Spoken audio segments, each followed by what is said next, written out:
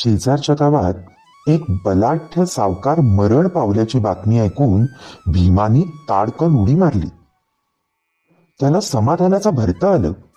त्याला त्या मेलेल्या सावकाराची ओढ लागली होती. त्याचा आत्मा कित्येक वेळा त्या गावच्या स्मशानात जाऊन परत त्या चिंचेखाली येत होता. भीमा पुन्हा पुन्हा सूर्याकडे पाहून त्या गावाकडे पाहत होता. त्याला आता अंधाराची गरज होती, म्हणून तो चुळबुळत होता.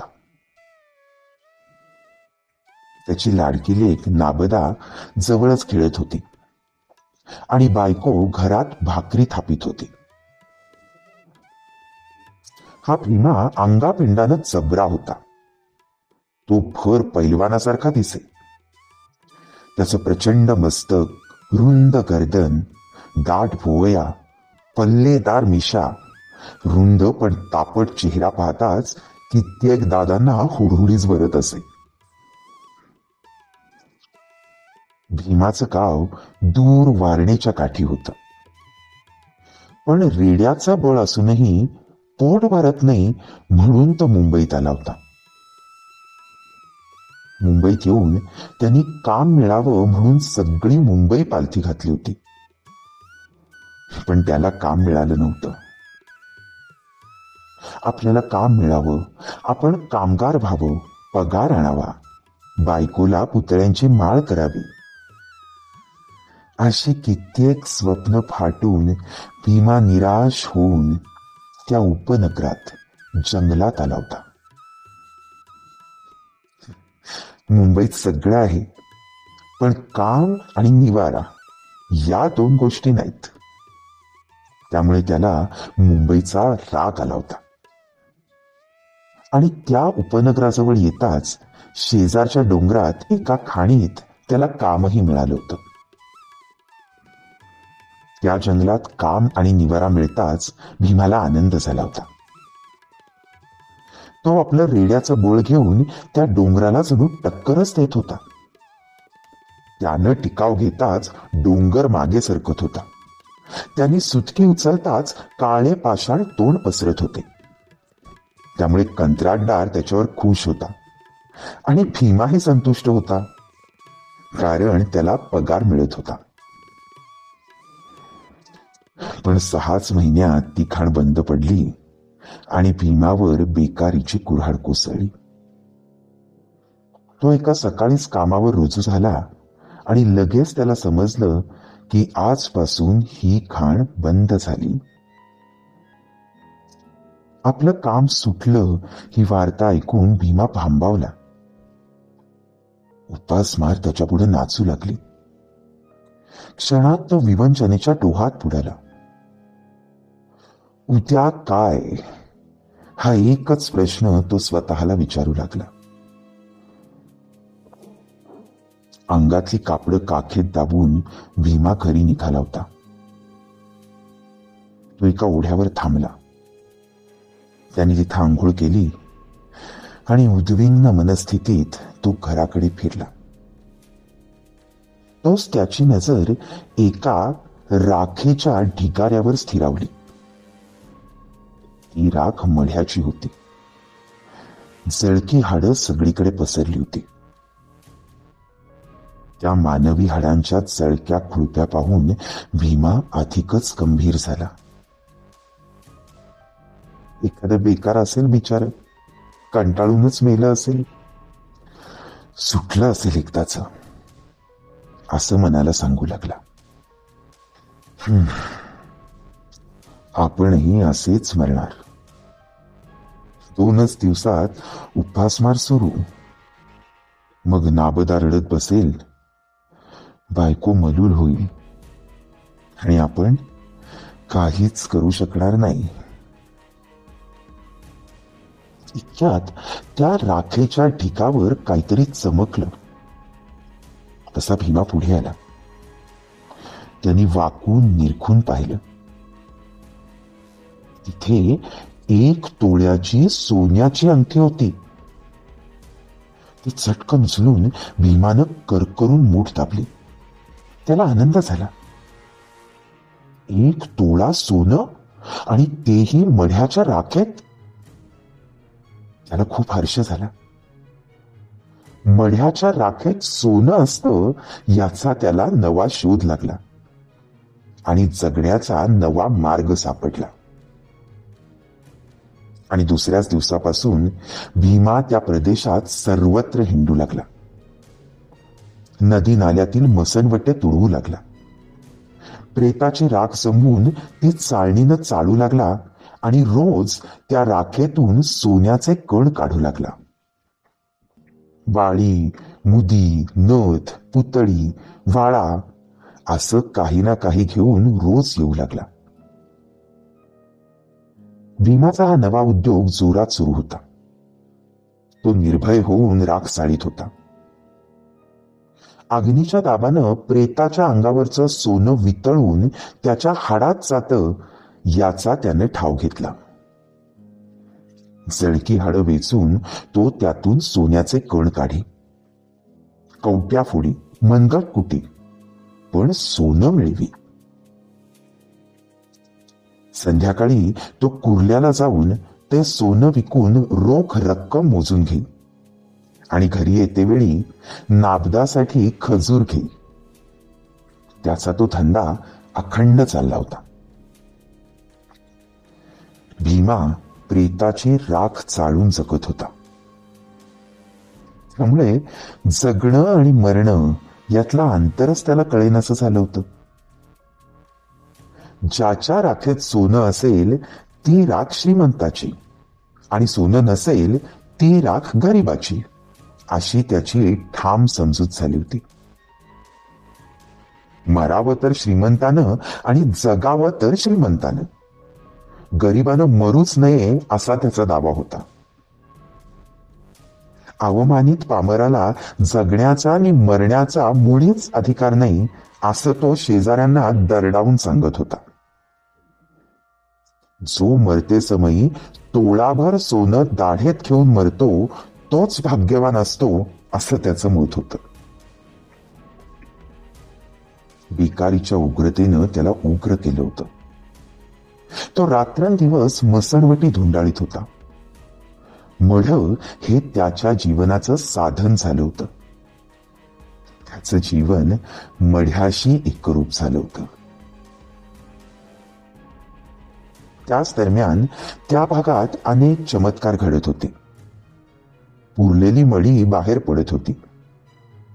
एका सावकाराच्या तरुण सुनेचं प्रेत स्मशानातून नदीवर येऊन पडलं होतं आणि त्या प्रकारामुळे कित्येक लोक भयभीत झाले होते. अलीकडे मढी नदीपर्यंत कशी जातात याचं त्यांना नवल वाटत होतं. कुणीतरी प्रेत उकरून काढीत असावा असा संशय येऊन पोलीस खातं पाळतीवर होतं. पण मढ्यावर पाळत करणं तितकं सोपं नसतं. सूर्य मावळला. सर्वत्र अंधार पसरला. भीमाच्या बायकोनं भीमाला जेवण वाढलं. तेव्हा तो गंभीर होऊन जेवू लागला. आज हा कुठेतरी चालणार हे लक्षात येऊन ती हळूच म्हणाली, आज कुठं जाणार वाटतं?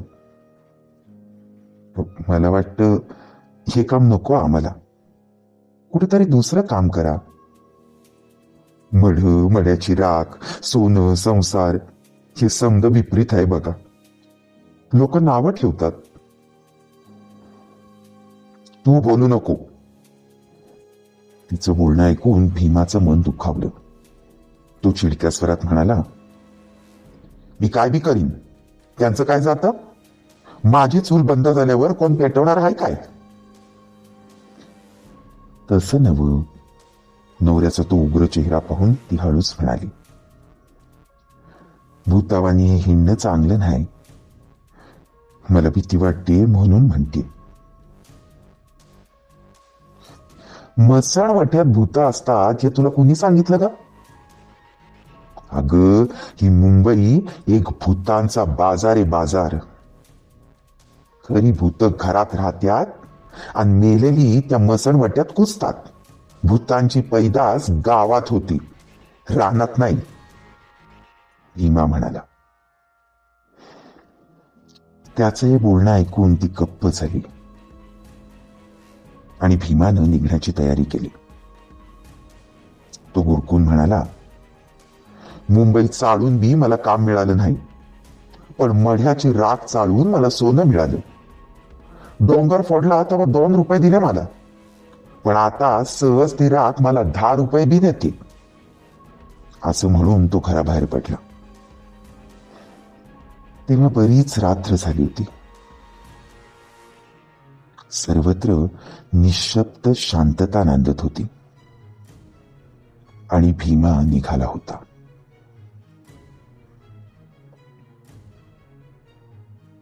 भीमा अंधारातून निघाला होता.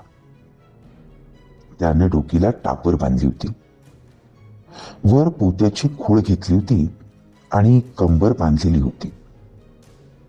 काखेत एक आणीदार पहार घेऊन तो ठेंगा टाकीत होता. त्याच्या सभोवती घोर अंधार थैमान घालत होता, पण त्याला कसलीही भीती वाटत नव्हती. सकाळी लुगडं, एक परकर पोलक आणि खचूर एवढाच विचार तो करत होता. आज तो बिथरला होता. वातावरण घुमत होतं, क्षणोक्षणी गंभीर होत होतं. मध्येच एखादं कोल्ह्याचं टोळकं हुकी देऊन पळत होतं. एखादा साप सळसळत वाट सोडून जात होता. दूर कुठेतरी खुबड खुदकार करून भेसूरतेत भर घालत होतं. त्या निर्जन जंगलात सर्वत्र ओसाड दिसत होतं.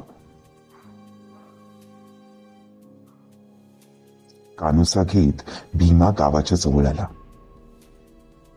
त्यानं खाली बसून दूर पाहिलं. गावात सामसूम झाली होती. अधूनमधून कोणीतरी खाकरत होतं. एखादा दिवा डोळे मिचकावीत होता.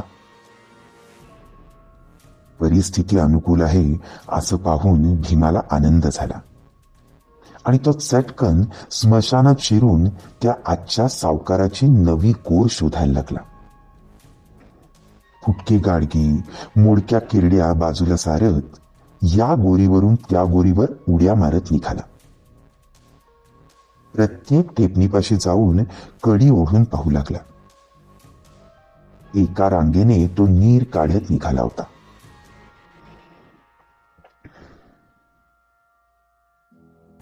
आकाशात ढगांनी गर्दी केली होती, त्यामुळे अंधार अधिकच काळा झाला होता.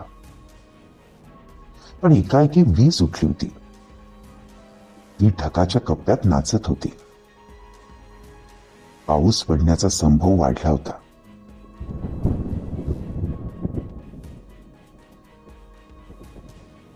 त्यामुळे भीमा घाबरला होता. पाऊस पडला की नवी गोर सापडणार नाही याची त्याला चिंता पडली होती, म्हणून तो चपळाई करत होता. त्याला खांब फुटला होता आणि तो भान हरपला होता. मध्यरात्रीपर्यंत त्यानं सारं स्मशान चाललं. या टोकापासून त्या टोकाला तो जाऊन पोचला आणि भयचकित होऊन मटकन बसला. वर भरभरत होतं. मोडक्या केळीच्या जुन्या झावळ्या फडफडत होत्या. जणू कोणीतरी ताचं खात असावं तसं ऐकू येत होतं आणि त्यातून भयंकर कुरकुर उठत होती. कोणीतरी कुरकुरत होतं, मुसमुसत होतं आणि माती उकरत होतं.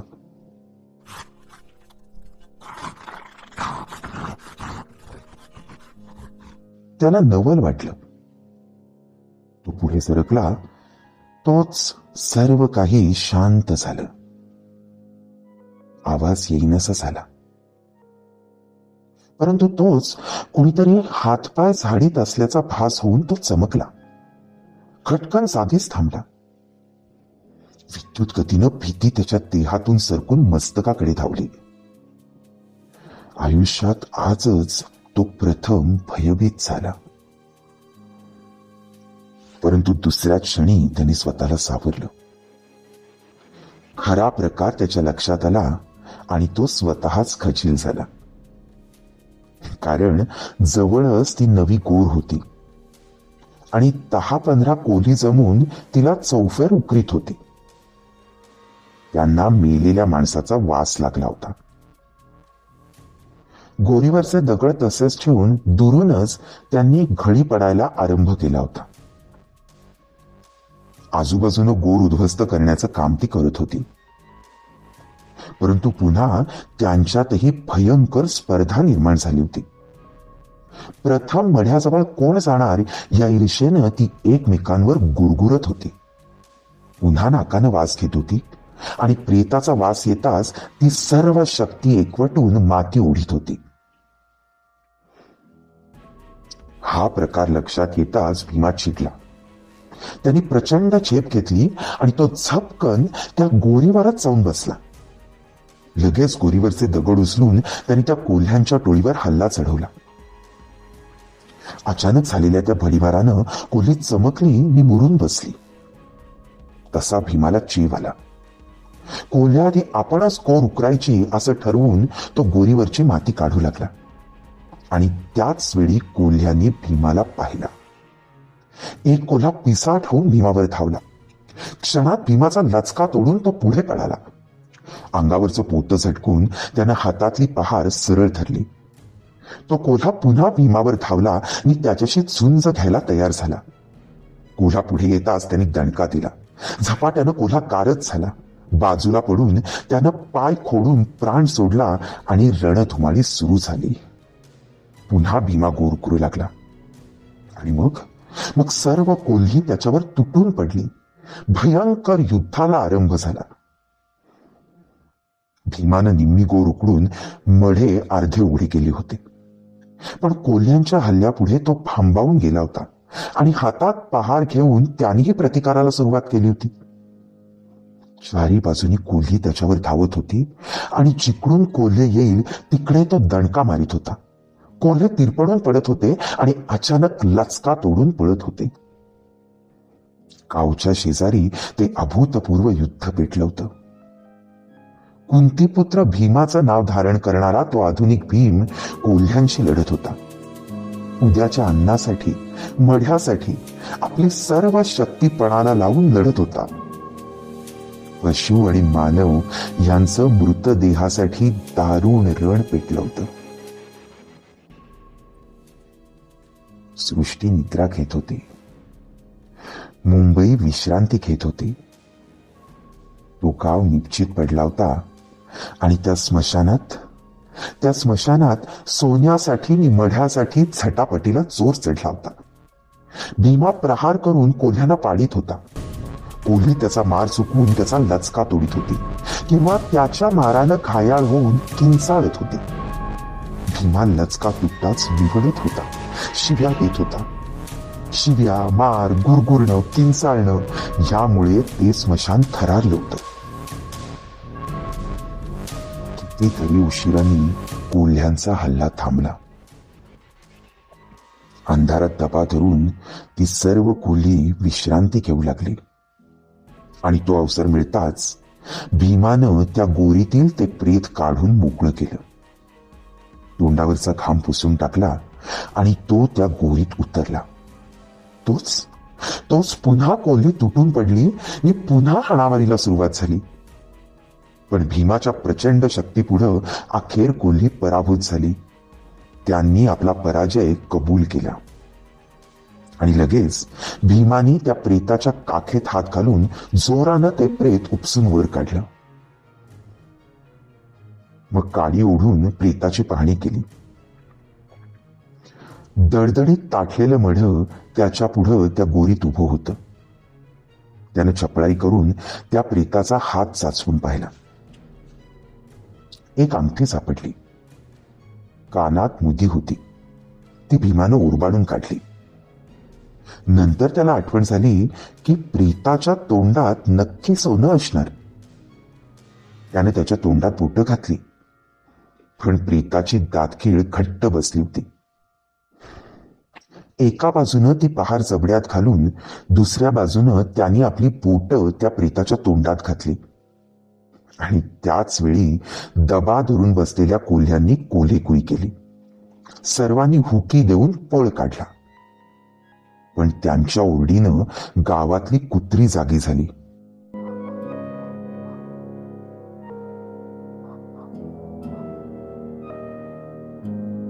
आणि कुत्र्यांनी गाव जागा केला. आणि कोल्ह्याने प्रेत खाल्लं, चला चला असं कुणीतरी ओरडलं. आणि ते ऐकून भीमा घाबरला. त्यानं प्रेताच्या तोंडातून एक अंगठी काढून खिशात टाकली आणि घाईघाईनं पुन्हा डाव्या हाताची बोट प्रेताच्या दाढेत घालून सर्व कोपरे चाचपून पाहिले. आणि बोट काढून नंतर पहार काढण्याऐवजी प्रथम त्यानं पहारच काढली. खटकन त्याची 2 बोट प्रेताच्या दातात अडकली. आणखी त्यात सुपारी सापडावी तशी सापडली. भयानक कळ त्याच्या अंगातून गेली. आणि त्याच वेळी गावाकडून कंदील घेऊन माणसं येत असलेली त्याला दिसली. तसा भीमा भयभीत झाला. त्याला बोट काढण्याची शिकस्त केली. त्याला प्रेताचा राग आला. त्याच्याकडे येणारी माणसं पाहून तो अधिकच चिडला. त्यांनी हातातलं लोखंड प्रेताच्या टाळूवर जोरात मारलं आणि त्या दणक्यानं त्याची बोट अधिकच अडकली. प्रेताचे दात बोटात रुतले. त्याच्या अंगात मुंग्या उठल्या. हेच खरं भूत जे आपल्याला पकडून देणार आणि लोक येऊन प्रेतासाठी मला ठार करणार, नाहीतर मार मारून पोलिसांच्या हवाली करणार, असं वाटून भीमा अगतिक झाला. वैतागला, निर्भान झाला. सर्व शक्ती एकवटून तो प्रेतावर प्रहार करू लागला. भडव्या, सोड मला, तो जोरानं ओरडला. गावकरी जवळ येत होते. भीमा अडकला होता. मग त्यानं विचार केला आणि नंतर पहार त्या प्रेताच्या चबड्यात घातली आणि मग हळूच बोटं ओढून काढली. तेव्हा ती कातरली गेली होती. फक्त चांबडीला चिकटून लोंबत होती.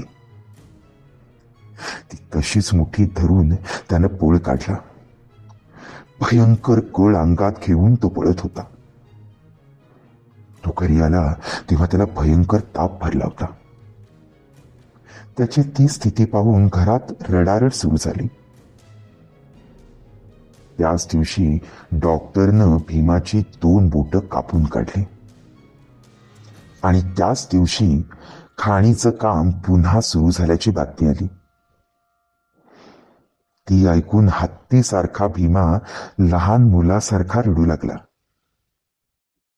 कारण डोंगर फोडणारी ती 2 बोटं तो स्मशानातल्या सोन्यासाठी कमावून बसला होता.